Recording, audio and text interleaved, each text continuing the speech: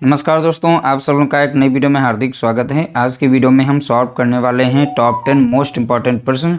जैसा कि आप लोग यहां पर देख पा रहे हैं, आज का टॉपिक है लाभ एवं हानि। देखिए, लास्ट क्षण में आप लोगों को इंपॉर्टेंट प्रश्न ही आप लोगों के साथ हम शेयर कर रहे हैं। इसमें टॉप 10 लिए गए हैं। अगर आप इसकी PDF पाना चाहते हैं तो आप हमारे टेलीग्राम ग्रुप को फॉलो कर लीजिएगा। वहाँ पर आप लोगों को इसकी PDF जो है देखने को मिल जाएगी। देखिए, मंगा सिंह एकेडमी के नाम से आप लोगों को टेलीग्राम ग्रुप देखने को मिलेगा। वहाँ पर इसकी PDF जो भी क्लासेस होती हैं उनकी PDF दी जाती है। तो चलिए इसे सॉल्व करते हैं। एक वस्तु की बिक्री पर आरंभिक प्रतिशत लाभ जो है यहाँ पर 74% है। यदि वस्तु का क्रय मूल्य 50% बढ़ जाता है लेकिन विक्रय मूल्य वही रहता है तो नया लाभ प्रतिशत ज्ञात कीजिए। देखिए, एक वस्तु है, हम मान लेते हैं 100 रुपये की वस्तु थी। इस पर वो लाभ ले रहा है 74% का, यहाँ पर लाभ ले रहा है जैसा कि बोला है। ठीक है, अब वो वस्तु कितने की बिकेगी तो आप बताएंगे 174 रुपये की बिक रही होगी, क्योंकि वास्तविक कीमत उसकी 100 रुपया थी। अब 74% लाभ लेगा तो बिकेगी कितनी पर, तो आप बताएंगे 174 रुपये पर। बोला गया यदि वस्तु का क्रय मूल्य 50% बढ़ जाता है। मान लीजिए वस्तु पहले 100 रुपये की थी, इस पर 50% अगर वृद्धि हो जाए तो अब इसकी कीमत क्या रहेगी, तो आप बताएंगे 150 रहेगी इसकी CP। फिर बोला गया लेकिन विक्रय मूल्य वही रहे, लेकिन विक्रय मूल्य में यहाँ पर कोई परिवर्तन नहीं रहे, यानी 174 पर ही हम बेचेंगे। केवल वृद्धि हो रही है CP यानी क्रय मूल्य पर हो रही है। जैसा बोला गया क्रय मूल्य 50% बढ़ जाए तो क्रय मूल्य पहले 100 रुपया था, 50% मैंने बढ़ा लिया, अब कितना हो गया 150 हो गया। और विक्रय मूल्य में कोई चेंजेस नहीं हों तो इस तरीके से बोला गया था। देख सकते हैं यहाँ पर बहुत ही आसानी से हमने लिख लिया। अब इसमें परिवर्तन कितने का हो रहा है, ठीक है, तो 50% और इसमें 174 से माइनस करेंगे तो हमें मिलेगा यहाँ पर कितना 24। तो अभी भी हमें फ़ायदा हो रहा है, लेकिन कितने का फ़ायदा हो रहा है, 24 रुपये का फ़ायदा हो रहा है प्रॉफिट। तो प्रॉफिट परसेंट यहाँ पर पूछा गया तो प्रॉफिट परसेंट निकाल देंगे 24 पर। ठीक है, लेकिन अब हमारा नया CP जो रहेगा इस पर हो रहा है ना, यहाँ पर 24 रुपये मिल रहे हैं, तो यहाँ पर हमारा कितना नीचे रहेगा तो 150 रहेगा। प्रतिशत निकालना है तो आप 100 से यहाँ पर गुणा कर दीजिएगा। तो 50 तियाँ होता है 150 और 50 दूनी कितना हो जाएगा तो आप बताएंगे 100। 3 एकम 3 कट जाएगा और 3 अवठ 24, तो 8 दूनी कितना हो जाएगा तो आप बताएंगे 16%।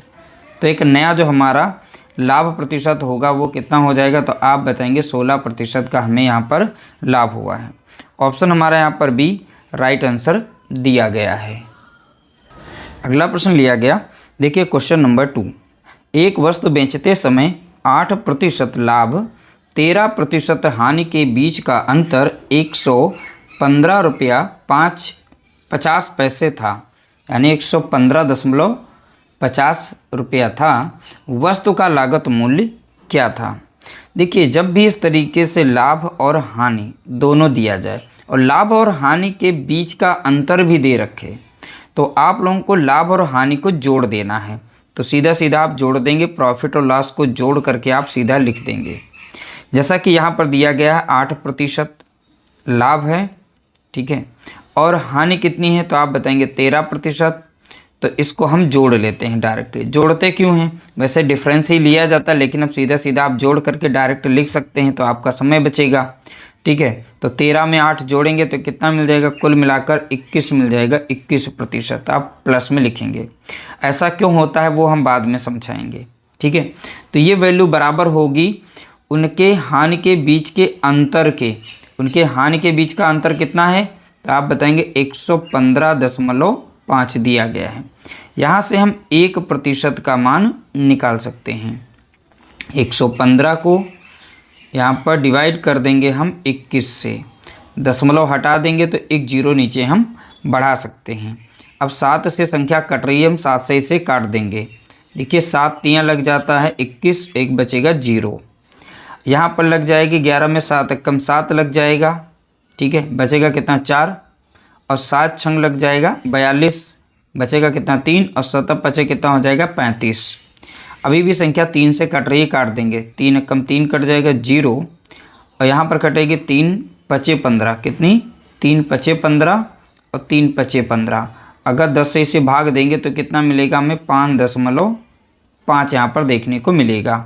तो 1% का मान हमें कितना मिला है, तो आप बताएंगे 5.5 मिला है।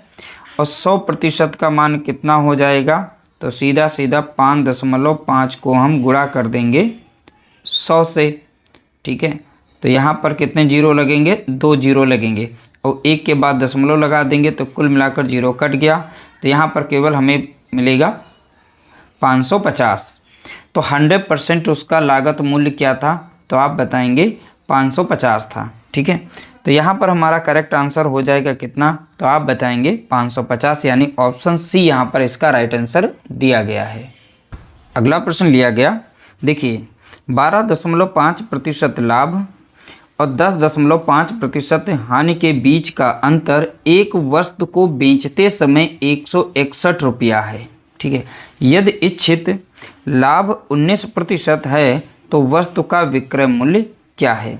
देखिए यहाँ पर लाभ और हानि दिया गया है, इनके बीच का अंतर जो समय दिया गया है बेचते समय रुपयों में जो अंतर है वो 161 रुपया है। क्वेश्चन नंबर 2 पर आधारित यह भी प्रश्न लिया गया है। ये PYQ प्रश्न है।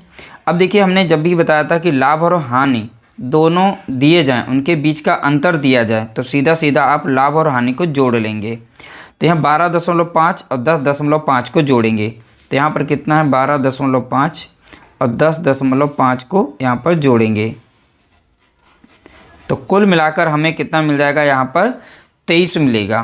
तो यहाँ पर सीधा सीधा हम लिख सकते हैं 23%। ठीक है, लाभ और हानि को सीधा सीधा जोड़ेंगे तो हमें कितना मिलेगा, 23%। और ये 23% वैल्यू जो है बराबर होती है उनके बीच का जो अंतर दिया गया यहाँ पर, इसके बराबर होती है, तो 161 के बराबर होगी। यहाँ से हम 1% का मान निकाल सकते हैं, तो 161 को डिवाइड कर देंगे हम 23 से। ठीक है, अब यहाँ पर 23 से कम 23 लग जाएगा और 23 सत्ते जो है यहाँ पर 161 होता है। तो 1% का मान कितना निकल के आया है, तो आप बताएंगे 7। ठीक है, 100% का मान कितना है, तो आप 100% का मान यहाँ पर निकाल सकते हैं। तो 7 को आप गुणा कर देंगे किससे, 100 से, तो हमें मिलेगा कितना यहाँ पर, तो आप बताएंगे 700 देखने को मिलेगा। तो यहाँ पर नेट उसका CP कितना था, तो आप क्रय मूल्य कितना था, तो आप बताएंगे 700। लेकिन वो जो है 19% का लाभ लेना चाहता है, तो अब इस क्रय मूल्य यानी 700 का 19% लाभ के साथ में विक्रय मूल्य निकालिए। तो अब इसके हम वैल्यू निकालेंगे 119% का मान। 119 बटा कितना हो जाएगा, 100 हो जाएगा। 2 जीरो से 2 जीरो काटेंगे, 7 9 63 के 3 हो जाएगा, बचेगा कितना 6। 7 कम 7 और 6 कितना हो गया, 13 के 3 हो जाएगा, बचेगा 1। 7 कम 7 1 कितना हो जाएगा 8। तो अब देखिए यहाँ पर इसका विक्रय मूल्य यानी SP कितना निकल के आया है, तो आप बताएंगे 833 रुपये आया है। कितना, 833, यानी ऑप्शन हमारा यहाँ पर D राइट आंसर दिया गया है। अगला प्रश्न लिया गया, देखिए जीवा ने एक वस्तु 2500 रुपये में खरीदी, क्रय मूल्य से 25% अधिक मूल्य पर बेच दी, 125 रुपये का कर अदा किया। कर अदा करने के बाद होने वाला लाभ रुपयों में कितना है। देखिए जब जीवा ने 2500 रुपये में यहाँ पर देखिए वस्तु को खरीदा, तो क्रय मूल्य से 25% अधिक मूल्य पर बेच दिया। अब देखिए इस 2500 का हम 25% लाभ निकाल लेते हैं, तो 25% अधिक मूल्य पर बेचा है ना, तो 25% की कीमत क्या है, तो 25 बटा कितना लिख सकते हैं, 100। ठीक है, 2 जीरो से 2 जीरो काटेंगे, सॉल्व करेंगे तो कितना मिल जाएगा हमें, 625 यहाँ पर देखने को मिलेगा। यहाँ पर हमें 625 रुपये का हुआ है प्रॉफिट यानी कि लाभ।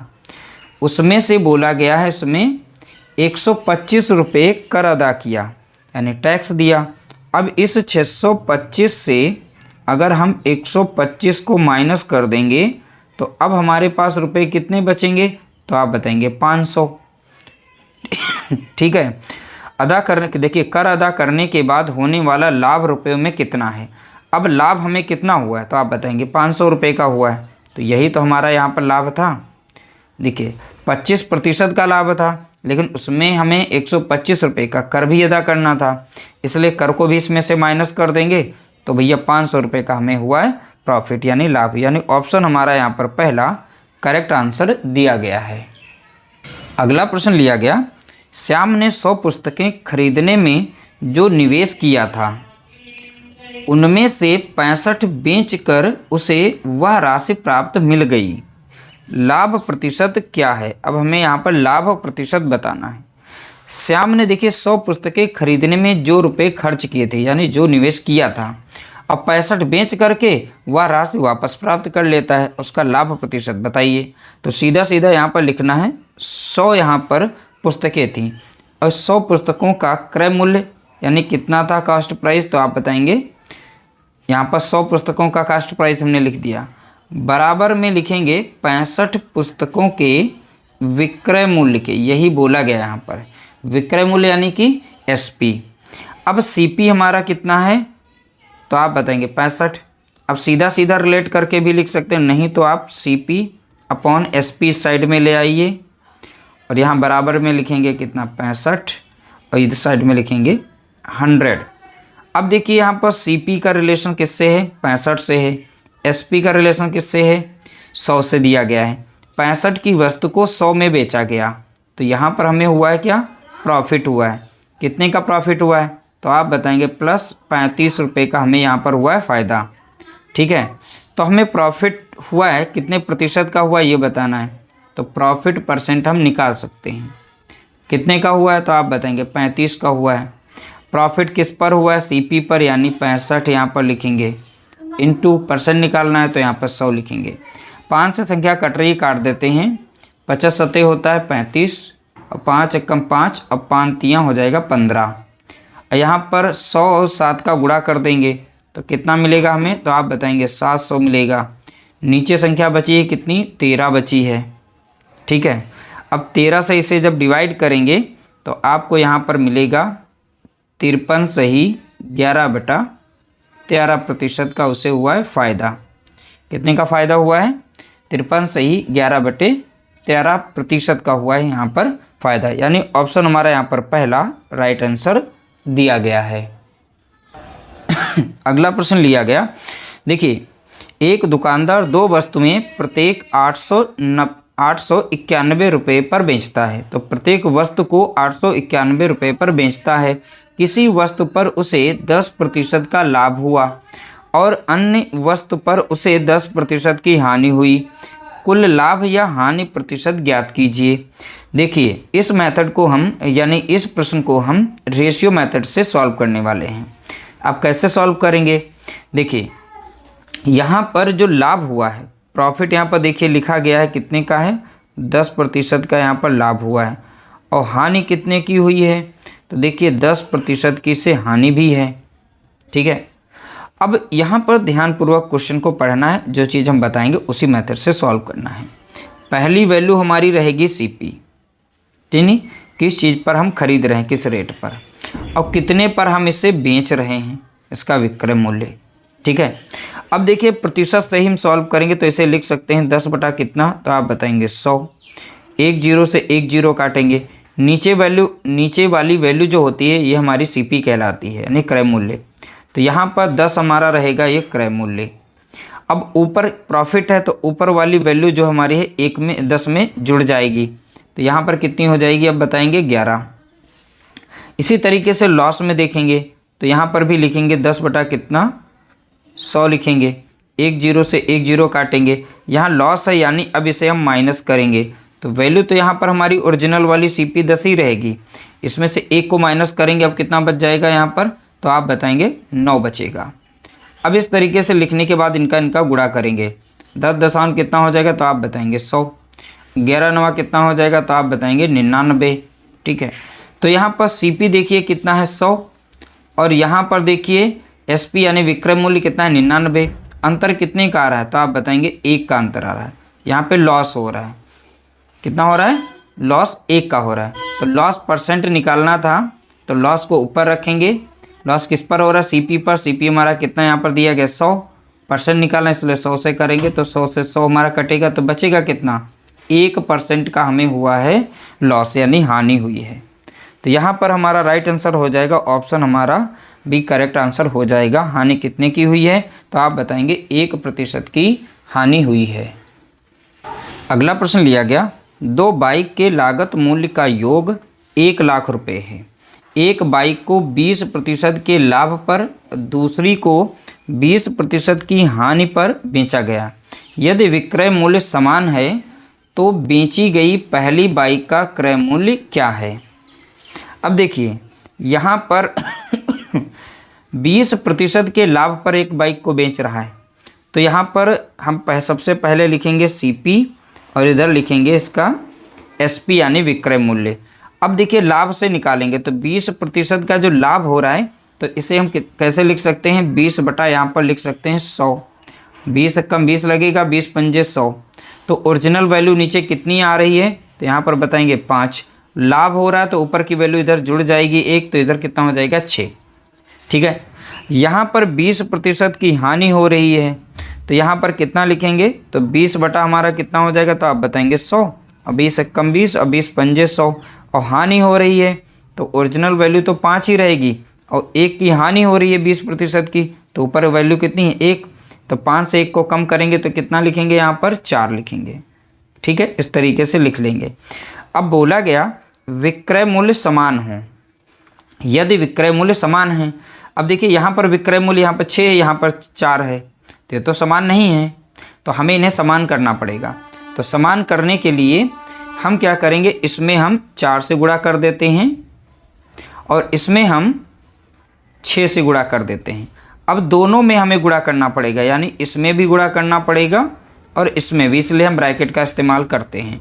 और यहाँ पर अलग से हम फिर से लिख देते हैं ताकि अच्छे से समझ में आ जाए। अब देखिए 4 से करेंगे, 4 पंचे कितना हो जाएगा, तो आप बताएंगे 20 हो जाएगा।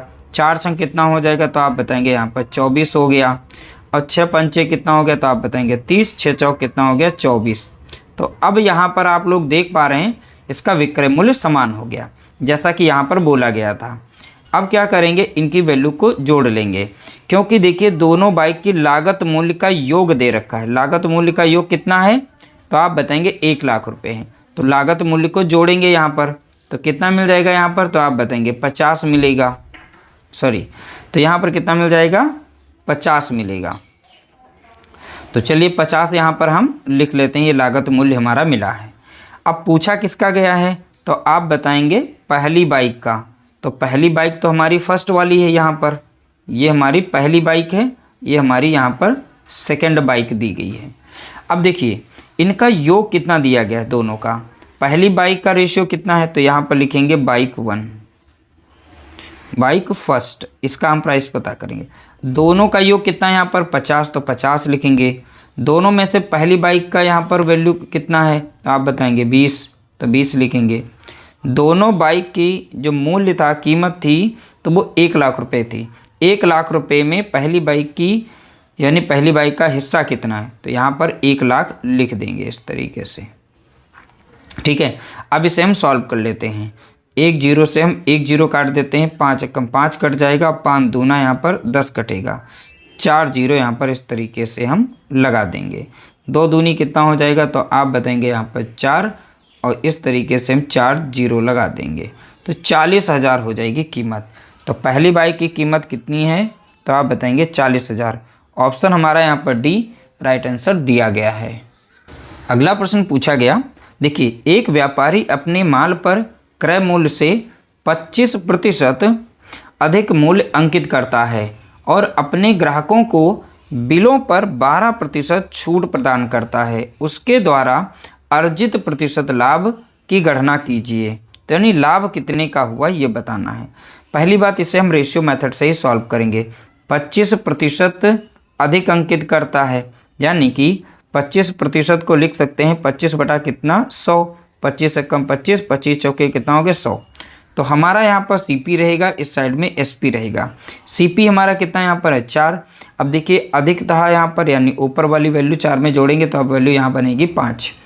अगला है बोला गया अपने ग्राहकों को 12% की छूट देता है, यानी 12 बटा कितना लिख सकते हैं यहाँ पर 100 लिखेंगे। 4 3 12 लगेगा, 4 से भाग देंगे तो 25 बार में जाएगा। अब 12% की छूट है तो यहाँ पर तो वैल्यू तो 25 ही रहेगी।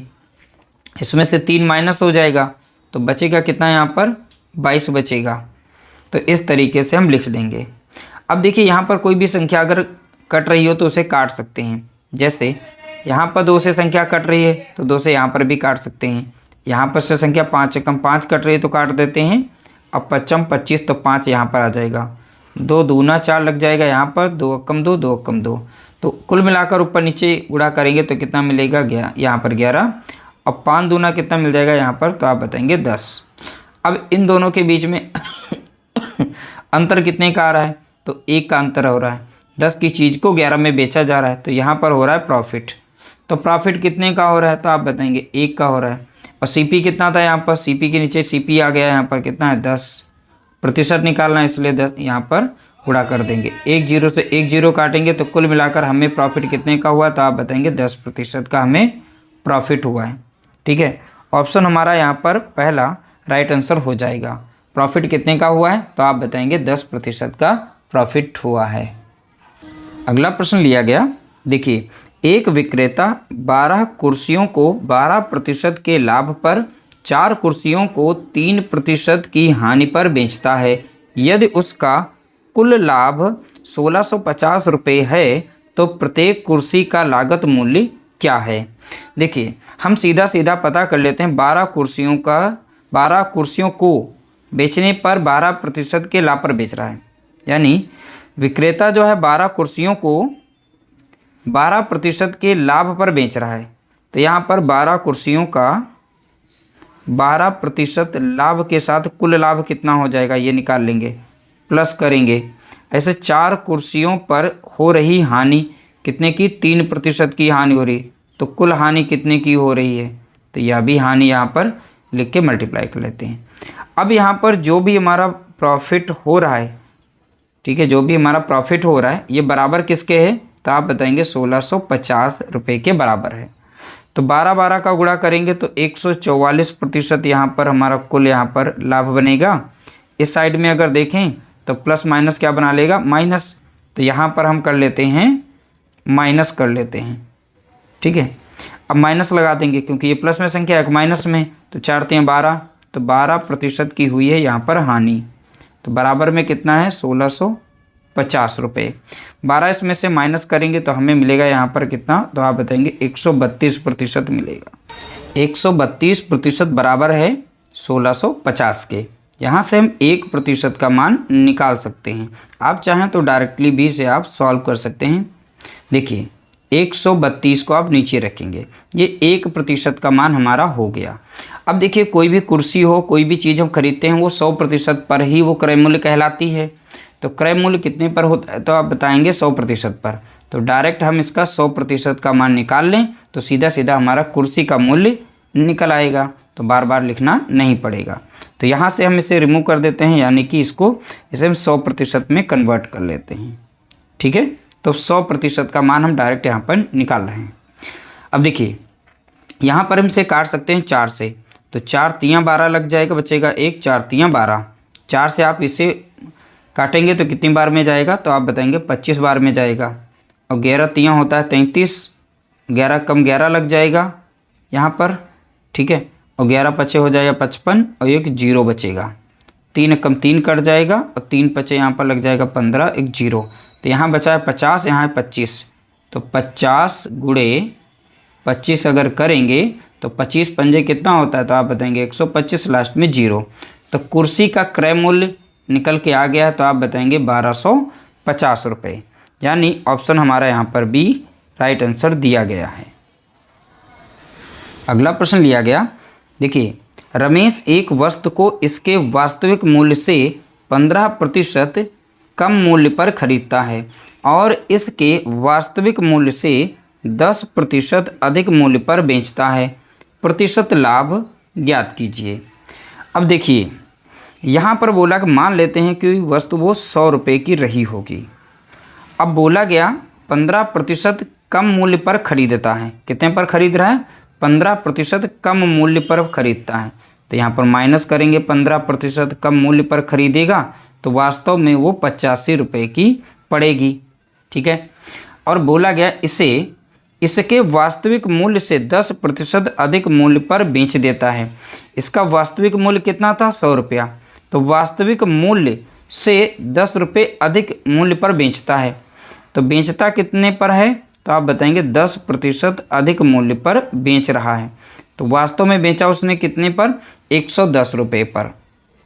ठीक है, लेकिन खरीदा कितने का है अपने को? तो यहाँ पर 85 में खरीदा था, लेकिन उसने बेचा किस पर है? जो वास्तविक मूल्य उस पर पड़ा हुआ था उस पर 10% अधिक करके बेच दिया। अब उसे हुआ है फ़ायदा। तो कितने का फ़ायदा हुआ है? तो आप यहाँ पर देखेंगे अंतर आ रहा है, 25 का अंतर आ रहा है। तो 25 रुपये का हुआ है उसे प्रॉफिट। तो प्रॉफिट कितने का हुआ है? तो आप बताएंगे 25 का। तो प्रॉफिट परसेंट हमें बताना है। तो प्रॉफिट है 25 का। अब प्रॉफिट उसको किस पर हुआ है? अपने 85 रुपये पर, क्योंकि उसने तो ख़रीदा 85 रुपये का था, इसलिए हम 85 पर निकालेंगे। तो यहाँ पर 85 रखेंगे, गुणे में कर देंगे यहाँ पर कितना? 100। अब 5 से संख्या कट रही, काट देंगे। 55 25 हो जाएगा, 5 कम 5, अब 50 7 35। तो यहाँ पर इनका गुणा करेंगे तो कितना बन जाएगा? 500, और नीचे यहाँ पर 17। तो 17 से जब 500 को भाग देंगे तो आपको यहाँ पर दशमलव में मिलेगा 29.41% आंसर जो है देखने को मिलेगा। तो हमारा इस तरीके से राइट आंसर जो निकला है वो है 29.41%, यानी ऑप्शन डी हमारा यहाँ पर राइट आंसर दिया गया है। अगर आप इसकी PDF पाना चाहते हैं, वो भी फ्री, तो आप क्या करेंगे? इसके लिए आपको हमारे टेलीग्राम ग्रुप को फॉलो करना पड़ेगा। तो वहाँ पर आप लोगों को इस तरीके से जो भी हमारी क्लासेस चलती हैं उनकी वीडियो वहीं पर, और उनकी जो PDF हैं, इंपॉर्टेंट नोट्स हैं, वहीं पर शेयर किए जाते हैं। उम्मीद करते हैं वीडियो अच्छी लगी होगी। वीडियो अगर अच्छी लगी तो प्लीज़ वीडियो को लाइक करना, शेयर करना।